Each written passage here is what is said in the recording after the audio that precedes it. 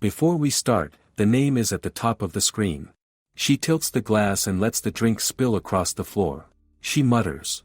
Oops, my bad. She then questions Marin why she is dressed up, asking if she is trying to seduce someone, stating how audacious is it of an illegitimate child to show off such a fancy dress. Marin with tears in her eyes expresses that it is so cruel. People ask Marin if she's alright. They talk about how Lady Serena from the Fulton family always bullies her young sister. They call her a heartless woman. Serena tries to raise her hand, asking what is Marin's problem. Is she talking about her behind her back? A man steps in and grabs Serena's arm. Serena wonders the person who showed up, is he the knight making his grand entrance? He cannot help but he wants to protect the cute little Marin. He asks Serena what is with the act that she's putting on. He tells her it was an amazing act, but surely even lifting her shoulder is a struggle for her right now. It leaves her taken aback. She wonders how he is aware of that. Marin wishes for her to stop being so nosy. Serena tells him to get his hands off her. She ponders that Marin is the one that he should be protecting. He lets go of her hand and ends up cracking it. She realizes that her wrist never made that sound before. A man asks Rio what on earth has he done, and he has no idea what to do. They decide to move her to a different room. Serena ponders that ever since she was young, she has always been good at reading the room. That is why she can tell what her sister wants from her. At the evening party, the target is Valgoa's heir, the most prestigious eligible bachelor. Rumors had that he was a country bumpkin, being the Marquis's son from the outskirts. But when he showed up at the party, he shattered all those rumors. He was tall and strikingly handsome, and there was something warm and comfortable about his demeanor. Even Marin said that. Marin had asked Serena if she was enjoying the party. That was the typical sign that she was giving. It meant that she was bored, she was not having fun, so she should feel sorry for Marin and make her the center of attention as poor pitiful Marin. Marin always wanted to be the tragic heroine that was always loved by everyone. To grant her wish, Serena acted as the villainous half-sister who bullies her all the time. Wearing a vulgar, revealing dress with overly snowy makeup at every evening party, she is made to play the role of Marin's bully before she knew it, because if she does not, there would be no place for her in that house. Her stepmother and father would ask her how she could do this to Marin, and they would punish her to stay in her room and that there would be no meals for her. Marin's father only shows love to her stepmother and Marin. She has always been the one enduring pain and humiliation in moments like those. She just wants to go to her departed mother, even though her sweet mother would never wish that. That is why she has no choice but to live as the villainess. She does not know why he is showing attention towards her. He tells her that she has a fracture. He asks her if she is alright. She notices him and becomes taken aback. She tries to get up, but he tells her to stay still, stating that the royal physician says it looks like there's a fracture on her bone. He tells her it was his fault and he's really sorry because all of this is due to him. She thinks for someone as noble as him, he apologized very quickly.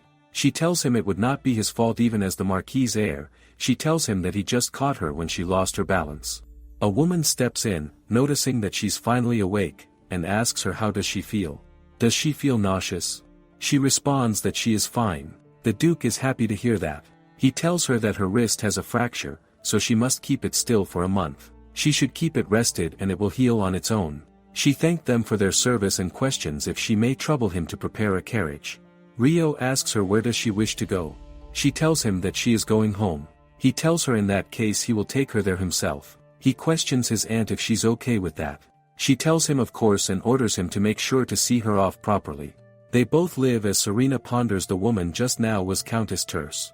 Even if both her family and the Terce family hold the title of Count, but with their connection to Marquis Valgoa, their power difference is obvious. Her father wants Marin to marry and have a husband to carry on the Count's title. If it means becoming a part of the Valgoa family, she would gladly marry Marin off. She is aware if that happens she would have to marry someone herself because they would never pair her with a respectable man. She was not able to perform her duty at the evening party, so she will probably get yelled at when she gets home for ruining Marin's marriage prospects. His hand touches her slightly, making her startled. She asks him what it is that he wants. He apologizes to her and tells her that he thought she was dizzy so he tried to support her. He did not mean to touch her. She tells him even if that is the case, it is not right to suddenly touch a woman. He responds that it makes sense and apologizes to her. She ponders because of this outfit every man who has spoken to her before has tried to pull her into dark corners, but it seems like this one is different. He finds it really embarrassing that he acted that way. She thinks if she had fallen completely, things would have been much worse. She extends her hand towards him and asks him if in that case would he please escort her. He smiles and tells her that he rehearsed it before coming to the palace and that she should leave it to him. She wonders if it could be that the heir of Volgoa does not really escort women. She has heard it is a countryside area, but it seems the lifestyle here is quite different from the capital. He asks her if her name is Lady Serena as he has heard it from his aunt. She thinks that he probably heard the bad rumors about her in high society as it is nothing new that he questions if she is a famous actress. He states that she is more than just odd because her acting was so on point a while ago. He smiles and tells her the thing she did earlier. It is called the villainous act, right? His little sister told him. It is very popular in the capital. She asks him what exactly is he talking about. He introduces himself, stating that he is Rio and she should please just call him Rio. She asks him if he is Lord Rio. He tells her there is no need for the formalities. She reminds him that she is the first daughter of the fatal family, asking him why does he think that she is an actress. He asks her wasn't she acting the whole time when she intentionally spilled wine on that girl, didn't she? She was intentionally ridiculing her, and he won. When she had such a serious injury on her right shoulder, she hid it with her hair and pretended that it didn't hurt. She is aware that injury is from back when Marin threw a vase at her as a prank. He tells her when she tried to hit the girl, she raised her injured right hand as if it was not injured and she splashed the wine with her left hand right. When he watched her, he realized how unnatural her body looked. She is totally taken aback by him. When she was forced by Marin to play the villain, none of her close friends believed her. They would talk behind her back, guessing that she was just jealous of her and decided to leave her before she bullies them too. They would wonder who would do such a thing to their sister, and not only that, but their closest friend the Viscount's daughter. There were more rumors that as soon as she found out her father didn't like her, she started bullying others. She knows in this society there is not a single person who believes her, but how did he figure out that she was acting at that moment? She stares at him, to which he asks her if he has something on his face. She thinks with the way he is so honest, he must have lived with love and honesty. She realizes that she is very jealous. She is home as Marin notices her and calls out to her asking where she has been, and she has been looking for her the whole time. Serena notices that she has changed her dress, seeing that it looks pretty now. And of course she was ready to change because it was part of the plan for her to spill wine on her, and after being bullied by her, everyone surrounded her, worried about her, and now she enjoyed the party to the fullest. She also assumes Marin was about to leave when she spotted Lord Valgoa and decided to greet him. Marin asks her if she is hurt anywhere.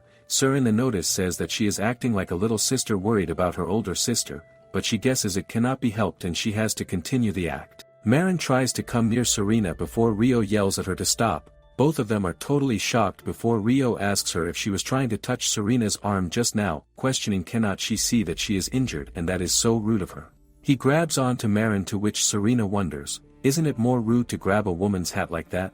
He asks Serena if she knows this person, questioning isn't she the girl with the minor deer. Serena tells him that it is her sister, but not from the same mother. He tells Serena that she is completely different from what he has heard. He tells her that her sister's acting is too bad for someone like her, as she acts like a radish. Serena wonders if this is how one tells the difference. He states that he cannot let her go back to a place where her injury could get worse because of others. He decides to take responsibility for her and look after her. He makes her sit back in the carriage, causing everyone to be totally stunned. Her father asks Marin if she's alright, however, she's too stunned to speak. As the carriage embarks on the journey, Serena ponders that the actions of Rio surprised her, but it was the first time she had seen such a look on Marin's face. She feels pain and ponders. It has been a while since something made her laugh this much. He is totally taken aback as he remembers what his aunt told him earlier. They were worried and said that of all people, the one who caused the injury had to be the poisonous lady from the Fulton family. They were worried about what they were going to do as they did not know what she would demand, and if he gets blackmailed because of the injury it would be such an issue. He told them that it is fine and he would make sure this does not turn into a bigger problem. He wondered if she was really that scary. Looking at her sleeping, he's aware that she's apparently called the poisonous lady of high society, but with acting skills like that, it is not surprising that people call her that. She seemed like she was just playing a fitting role. He wonders if it could be like his aunt says, that she really has a fiery temper. He stares at her, noticing her pale face and thin arms. He wonders if she even eats properly. She's so thin that it seems like she could break with just a little force. He feels embarrassed and tells himself that he cannot just justify injuring her. He notices her hair, thinking it is almost white, like platinum blonde. Compared to Cynthia's sunny, cheerful golden hair, this woman feels fragile. She slowly opens her eyes as he asks her if she's all right. He gets lost in her crystal clear water blue eyes, finding them truly amazing and beautiful. He apologizes to her for whatever happened and remembers his aunt told him that he should prepare himself for some scolding. He was shocked when she told him it was not his fault, that he only tried to catch her when she lost her balance. That he pondered that she might seem cold, but this woman is definitely kind. He always has had a good sense. Now back in the present, she ends up laughing, realizing that she could not hold it in anymore. She tells him it has been so long since something this funny happened. Looking at her laughing so beautifully, he is aware that she is not a poisonous lady at all. He thinks that she smells so nice, like cosmos flowers. She notices him staring at her and asks him if something is wrong. He tells her it is nothing. She seems confused while he thinks. At the ball, all the women were drenched in strong perfume, but Lady Serena smells like delicate cosmos flowers. He realizes it is not right to sniff at a lady's scent like that. Things are different in the royal capital compared to Volgoa, and he should have good manners. They have reached as she asks him, whose residence is this exactly? He tells her this is the mansion of Count Terce, who has been hosting him in the capital. He invites her inside. She steps in while she wonders if it is really okay to bring a stranger into the home of someone who is helping him in the capital. They are informed that the Count and his wife have not returned from the ball yet. The maid welcomes Rio back. He introduces Lady Serena to the maid and tells her that he accidentally injured her, so he would like her to stay until she recovers. She wonders if he is sure it is all right to decide this on his own. The maid tells him that she understood and asks him to please allow her to escort her to the guest room, which is this way. Serena notices that the maids are so refined, no one of them looks surprised. It is completely different from her home, or maybe it is because Lord Rio is beside her. Would their true colors show once he's gone?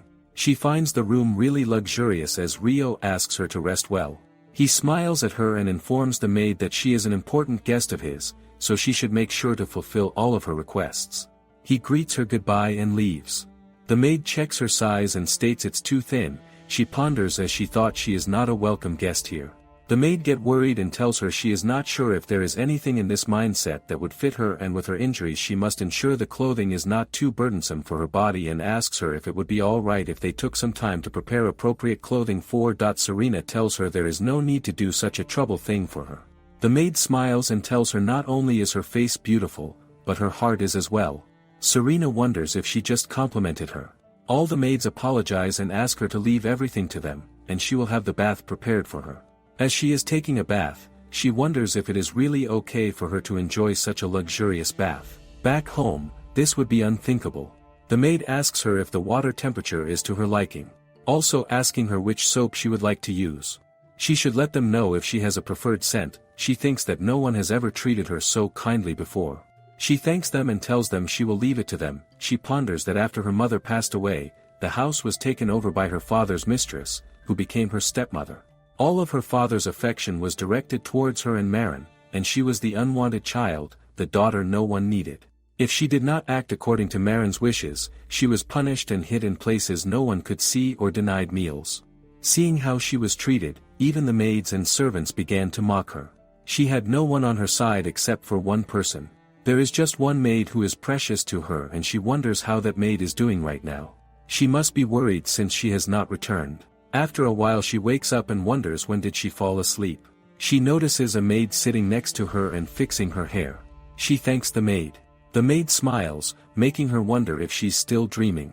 She thinks that by morning this dream will vanish like all the others, but it is such a sweet dream that she welcomes it. Rio tells someone that he broke the wrist of Lady Serena. The man asks him if he is saying that he broke the wrist of a random woman he met at the soir while searching for a bride. He responds that it is just a crack, not a full break. The man tells him that it's not that matters. He asks Rio if she is all right, as she is the poisonous lady of high society. He has heard the rumors about her as well. He notices that Rio is not surprised and questions that he knew and did not tell him. He's the only one who wouldn't do some research beforehand. Rio mentions that she is not a poisonous lady at all. He just knows, and he has a knack for these things. He trusts him because he has a sharp sense of judgment. That guy was involved in some shady business in other countries too, like the time he immediately saw through that a shady merchant would try to propose a scammy business to the Marquis of Valgoa.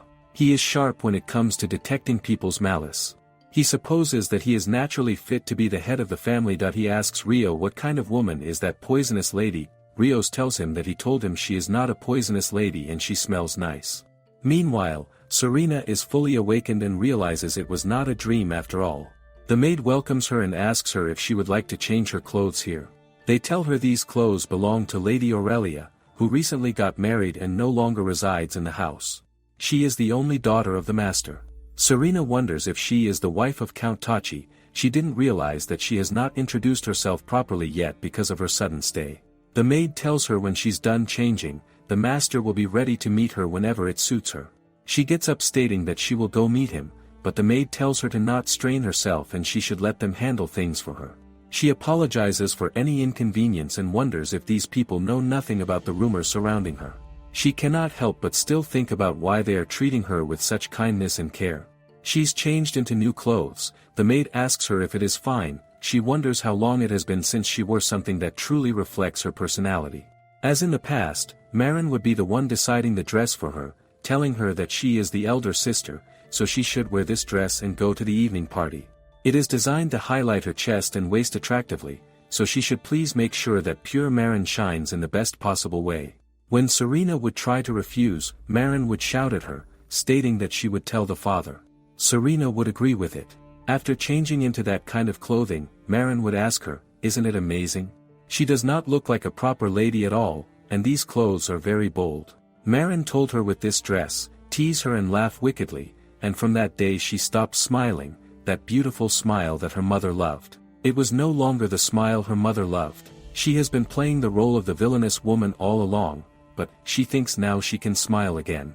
The maids compliment her and tell her that the dress looks wonderful on her. She thanks the maid and the maids begin to blush. Someone knocks the door as the man states that the master and the mistress have come to greet her, asking if he may allow them in. She responds, of course. Rio also steps in and asks her if she slept well. She responds that she slept well and thanks him for taking care of her as well as the Count and Countess Tachi. The woman asks her. She's really Lady Serena, the poisonous lady of high society from the Count of Felton's family. She responds that it is true and tells herself it is fine. That is the impression society has of her. The woman tells her that she is, at the very least, an angel. Rio tells them that is why he told them that Serena's behavior at the party was just an act. Serena is very grateful for his feelings, but she knows that not everyone will trust her. However, his haunt mentions that it seems like Rio was correct. The claim that Lady Serena is the poisonous lady of high society was nothing but a lie. She asks them why do they trust her exactly. The Countess tells her that she has been testing her since last night and asks her to sit down so they can talk calmly. She received a report from the head maid saying that Lord Ryu brought an injured lady named Serena to the house. Her husband and she were completely shocked. He was supposed to return her but instead he brought her with him. At that time she thought that kind-hearted Rio had been seduced by a bad woman. So she decided to test her and show Rio what kind of woman she was and what she's like. That is why she intentionally placed her with young maids. She thought she would treat them harshly even if she appeared kind in front of Rio. She assigned inexperienced maids to work with her and they certainly fumbled everything, but even so, she never lost her temper. And they also said instead of getting angry, she thanked them. Because of that, everyone was very moved. Rio asks her if she really did all that. The Countess questions that she's known as the poisonous lady of high society. And the villainous woman questioning what did she do to earn that title. She thought her pure nephew who was under her care had fallen for the seduction of a toxic woman, so it is natural for her to be worried. The Count tells her to calm down. He also believes Lady Serena is not as the rumors describe her. He mentions when they arrived, didn't she greet them standing despite her injury? Moreover, if she truly was bad, she would have used her injury to pressure them from the start, and perhaps even demanded compensation. Serena asks them, do they not think that this also might be just an act? Maybe she's pretending to be kind to deceive them all. They tell her that they believe they have a good ability to discern people. In high society, lies are abandoned and if they could not uncover them, they would not survive. That is why Rio always said Lady Serena is not an evil woman. He looks at her and smiles, stating that the rumors are nothing but lies. She gets tears in her eyes, realizing that she cannot believe there are people who thinks that about her. they realize that it seems like a lot has happened and the Countess feels sorry for her. The Count also asks if there is anything they can do to help her. Rio tells Serena to not cry, that he tells her that she looks so much better when she smiles. She remembers her mother's words when she told her that her smile is so beautiful. She never expected to hear such words again. That he puts his arms around her as she begins to sob. On the other hand, Marin ponders that she will never forgive Serena. Marin wonders what cruelty did her elder sister have. What did she say about her to the son of the Volgoa family to dare use violence against her? Realizing this is unthinkable, she thinks about the arrogant look on Serena's face, thinking that there is no doubt she deceived that innocent, noble young man who just came from the countryside with her lies. She starts crying, stating that her sister is truly very cruel. The knight apologizes to her for not being able to protect her. She asks the knight what is the point of having a knight to protect her then, stating that he is just a low-ranking noble, unfit even to be an heir. She tells him that she is so frightened that she cannot even stand and asks him to carry her to the carriage. The knight picks her up as she ponders that this knight treats her as if she is a precious treasure, so he is her favorite. She decides to forgive him just this once. She looks at the maid and asks her to fetch the luggage herself. She ponders that she loves the maid because despite her modesty and obedience, she makes her stand out above all. How unfortunate it is that she is the fourth daughter of a low-ranking noble family, unable to find a suitable husband and forced to work. Because in truth, she was never loved by the lord of the family, and that is why she is sent to work. Even though she is a noble, the lord's lack of love for her means that her death has a noble. Just like her elder sister Serena. But she knows that is a given. She is the daughter of a woman who was forced into marriage. So how could anyone love a child like that? Of course, no one would do that. Because the one loved here is her, and she is Marin. Her father loved her mother deeply, and while the former Countess of Fulton was unaware, he took the opportunity to meet her secretly many times. When her grandfather left this world, Selena's mother also passed away from illness. Thus, she was born as a result of this deep love. One day her father promised her mother that she would become the Countess of Fulton. At that moment Marin thought truly God exists. It is truly a noble love story. After that woman's funeral, her mother and she joined the Fulton family home and, as her father promised, her mother became the Countess of Fulton. But there are heartless people who still call them the mistress or the mistress's daughter. Some would say it is truly sad what happened to Serena, the rightful heir. However, to protect her mother's reputation from being tarnished as someone who cast out the previous wife's daughter, she kept Serena in the household. And she who endured the pain of cruel words, found a way to silence them, using Serena as her tool to achieve this. Her role was to be the wicked sister who torments her younger sister. The domineering daughter of the previous wife bullying the gentle daughter of the current wife. And Serena, that woman who shone at aristocratic gatherings in daring attire, slandering her elder sister's reputation. It was the perfect way to alleviate their standing. At first Serena resisted, but after all the servants who supported her were dismissed and she was deprived of food, she became more compliant. Despite the harshness, she sometimes refused to submit, stating that she did not want to wear such thing. But it sometimes takes a bit of persuasion, as her father said, make sure not to leave marks in visible areas. If she behaves well she will get food. She was not sure that if Serena was eating properly in the annex where she resides, but for her to take that attitude towards her, she still couldn't believe what happened. She found it really terrible. Her father and mother were shocked seeing the look in her eyes, asking her what happened. Her eyes are swollen from crying. She told them that it was about her elder sister. Her father became very aggressive, asking her if it was Serena again, questioning why couldn't she treat her younger sister kindly. As well as saying that she undoubtedly carries that woman's blood, he told her to tell them in detail exactly what happened, and when she returns, they will punish Serena severely. He asks her if this has to do with the Volgoa family. Noticing the expression on her father's face, she wonders why isn't he as angry as he usually would be. She tells him that Marin is so upset. He asks her what does she think of the son of the Volgoa family. She responds that he is terrible and she hates him so much. He tells her it is definitely because of Serena, isn't it? And what about before that? She thinks that he was a wonderful person, maybe. Because at the party he was admired by everyone, and things that everyone desires are usually of high value, right? Her father asks her why she doesn't try being friendly with the son of the Volga family. She responds that is impossible. She says because of Serena he hates her now. They tell her that it's not true. If it's her, then everything will be fine. She's so beautiful that no one can resist loving her. She smiles and asks them if they really think that, and she agrees with the fact that she might be that beautiful. But perhaps the son of the Volga family misunderstood her. They get angry at Serena, knowing that she really has ruined things. She asks the parents if they think that way as well. If Marin tells the son of the Volga family the truth about Serena, would that make him happy? They received a message from Count Terce. They take the letter and her father states it seems that Serena has caused trouble for the Terce family and the son of the Volga family because of her injury. Marin realizes, just as she suspected, she is undoubtedly trying to get the attention of the son of the Volga family by faking her injury or anemia. Otherwise, why would she be receiving care from the Terce family? Isn't that strange? The countess asks him what will he do now. Her father tells Marin to go visit Serena and bring her home. She responds that she does not want to go and it is too troublesome. Her father tells her if the son of the Volga family sees how compassionate she is by visiting Serena, his opinion of her will surely change. She questions if that is true. Her mother also agrees. She does think that is a brilliant suggestion. She knows if that happens, she will use the next party to take revenge on Serena.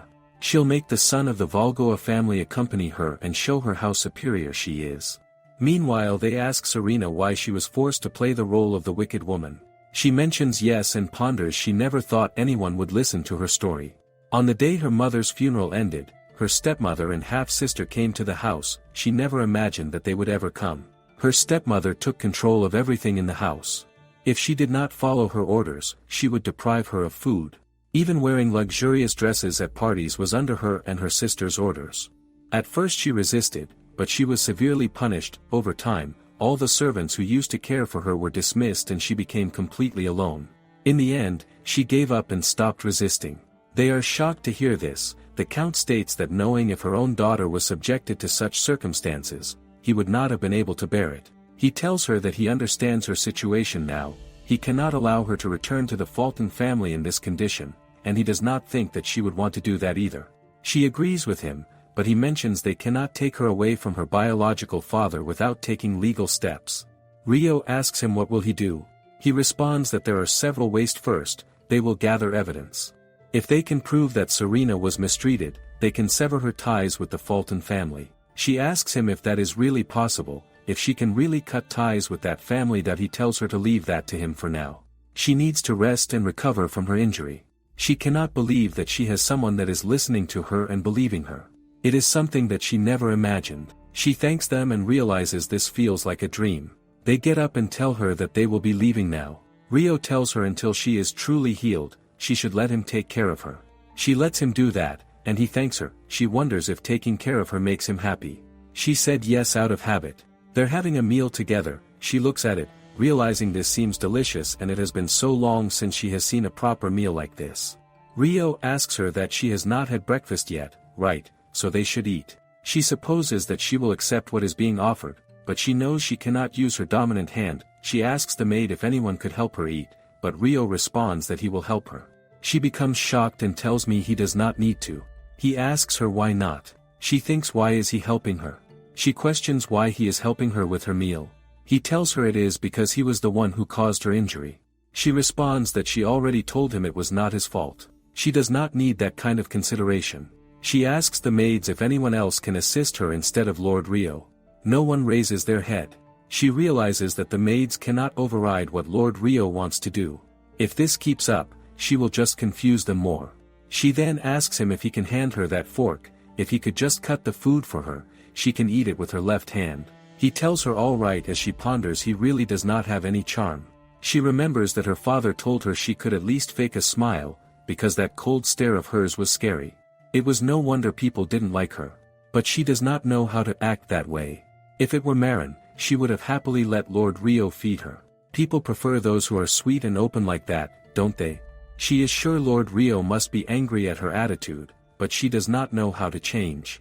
Rio tells her, speaking of which his grandmother used to say if one stops doing things for themselves, they will grow old faster and become incapable. She ponders that she may have one injury right now, but still, how is he comparing her to an old woman? He tells her right now she would prefer to do what she can do herself, wouldn't she? So he will just cut this for her and she should just let him know what she cannot do so he will help with the rest. She realizes he listens to her opinions so well, which is truly an unusual person. She thinks perhaps he really is a kind person. It's been a while as she wonders why she's still here after they've finished eating. It is inappropriate for an unmarried man and woman to be alone together in a room like this, isn't it? She realizes. It is kind of uncomfortable. She wonders maybe he does not see her as a woman. Earlier he treated her like his grandmother after all. He asks her if they shall take a walk. She knows it is better than staying here. She tells him yes. He suddenly picks her up. She asks him what is he doing. He responds. What does she mean they are going for a walk? She tells him, but her injury is on her hands, not her legs. She can walk just fine. He tells her he is aware of that, but right now there are not any shoes that fit her feet. The shoes she wore to the ball had high heels. They are dangerous to use. He has already sent the staff to buy her a new pair. She questions why does he then suggest a walk in the first place. He realizes she's right but tells her they have already arrived though. He asks her what does she want to do. Does she want to head back inside? She knows it cannot be helped. She does not have proper shoes today anyway. She tells him they should just continue the walk. She finds the garden very beautiful. She knows she would like to enjoy the view a bit longer. She finds it splendid and he is glad that she is pleased. She wonders if it could be that he wanted to show her this garden to lift her spirits. His actions are impulsive but she does not sense any ill intent. He was the one who saw through her act and believed in her. Maybe she should let her guard down and trust him a little more now that she thinks of it. This walk doesn't seem so bad after all. He notices that she has finally let her guard down but he is aware she reminds him of a wild cat. Years ago he noticed a cat and wished for it to calm down. Even though it was injured and starving, it just kept growling at him. He guessed there was no other choice. He gave food to it. It started eating and let its guard down. That wild cat only growled to protect itself. He still remembers the feeling when it finally let its guard down for him. Just now, he noticed a bit of the tension leave Lady Selena's body. It makes him happy that she is starting to trust him. He tells her that is such a pleasant scent. She tells him, isn't that right? It is the refined fragrance of roses, he responds. No, it is her. She's the one who smells wonderful. She blushes and tells him she does not smell anything. That she wonders maybe it could be not her but him who is smelling nice. She tries to smell him as she grows near him. She knows there's no scent coming from him either. She wonders if he's teasing her. He asks if something is wrong and tells her that his sister often calls him insensitive or thoughtless. She ponders that is rather unexpected, wondering where is this conversation going. He was just embarrassed when she sniffed him earlier. He started worrying if he smelled bad or something. He guesses it is kind of awkward when someone sniffs at you and says sorry to her. She understands that he says what he is thinking and he recognizes his mistakes and apologizes sincerely. She knows he's such a straightforward person. The Countess looks for him. She was wondering where he was gone. She asks him that surely he was not alone in a room with Lady Serena. She mentions if he has been so improper.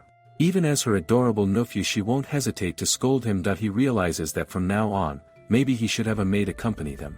Serena tells the Countess that everything is fine. That she responds if that is the case then that's good and tells her that this letter arrived from the Fulton family. She mentions that she'd rather not see anyone from that house. Right then, they're informed that the young lady of the Fulton family has arrived. They realize that she came before they could decline. Meanwhile, Marin finds this place like a castle.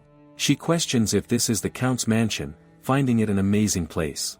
She knows this mansion can never be compared to their house, but wonders why is there such a difference. They come from the same families of counts. She then understands that the Terse family is connected to the noble Volgoa family, which makes them of higher rank than them. She steps in and notices that although the exterior is very luxurious, the interior seems quite simple. The maid apologizes for the inconvenience. Marin ponders that even the furniture looks old and the paintings on display lack appeal.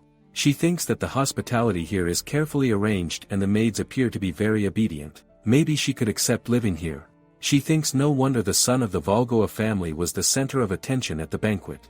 Marrying him would mean a life of luxury and wealth. She decides that in other words, she will become a princess and this role suits her perfectly with her beauty. He is bound to fall in love with her and she will master how to handle this. She is informed that the lady has arrived. She greets the Countess while pondering that this middle-aged woman is Madame Terse. She mentions it is a pleasure to meet her and she is Marin, the daughter of Count Fulton. She greets her back and asks her what brings her here. Marin ponders that she seems like a kind person. She states that she heard that her older sister was injured and caused them some trouble. They should please accept her deepest apologies. She stands quietly while Marin wonders if she's stunned by her captivating beauty. She questions if she may see her older sister. The lady tells her that Serena is injured, so it is best for her to rest and avoid too much movement. Marin mentions that she is very worried about her sister. She knows she has to act like the devoted younger sister who cares so much for her elder sister. Wouldn't that look so sweet? The lady asks to summon Serena. Marin thanks her and takes a seat. She also tells the lady that the tea and desserts were absolutely delightful. She wonders what is wrong.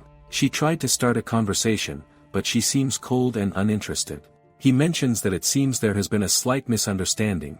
In reality, they were the ones who caused inconvenience to Serena, not the other way around. She explained this in her letter, but it seems that information did not reach her properly.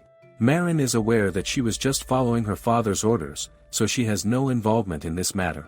She also states, by the way, even though she claims to be concerned about her sister, she did not bother asking about the state of her injury. Marin wonders what is wrong with this woman. Right then it is informed that Serena has arrived. Martin stands up, knowing as expected of her older sister's perfect timing. As always, she will make her shine just by standing next to her. She is totally shocked as she wonders who this woman is. She is wearing a dress in a similar color to her, finding it totally rude. Rio is the one who brings her. The lady questions if he has brought her all the way. Martin wonders. So his name is Rio. She thinks his face is rather plain and unimpressive. He states that Lady Serena's shoes haven't arrived yet. Marin realizes it is her older sister, Serena. Serena seems very nervous and asks him to put her down. She wonders if that is really her older sister. She looks completely different from usual. Serena realizes everyone is looking at them. His aunt tells him that they will talk later and apologizes to Serena for his nephew's behavior. Marin wonders why is her older sister in Rio's arm. That makes no sense. She wonders what is she doing. She should hurry up and act like she always does, humiliate her in front of everyone, calling her a useless woman. She smiles, giving her the signal that if she does not act quickly, she will tell their father so he can punish her again and then deny her food. Serena tells Marin that she will never return to that house again. Marin wonders as expected of her, her dear older sister. How marvelous is that cold demeanor of hers. She decides now she will look so pitiful. She asks her why would she say something so cruel and acts hurt by Serena's statement. The Duchess questions if she said something so harsh with her words. Rio responds, "Who knows?" The Duchess states that she did not ask a single question about Lady Serena, nor about her condition, nor about why she refuses to return home.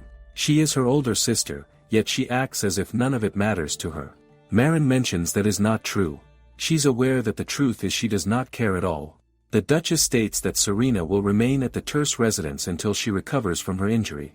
Marin mentions in that case, then they should please let her stay by her dear sister's side. The Duchess asks her why she would want that. She remains quiet before the Duchess states thank goodness.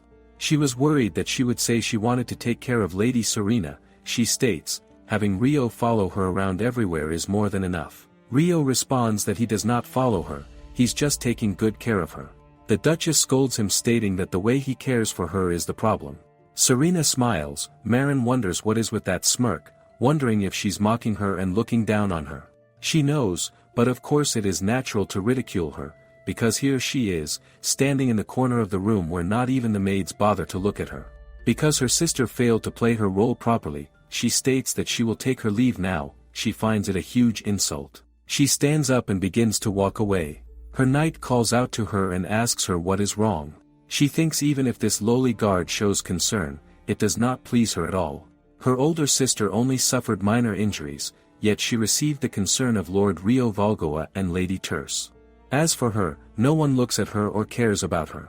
She wonders if she should just get injured too, just to receive some attention, but she's aware that she hates pain.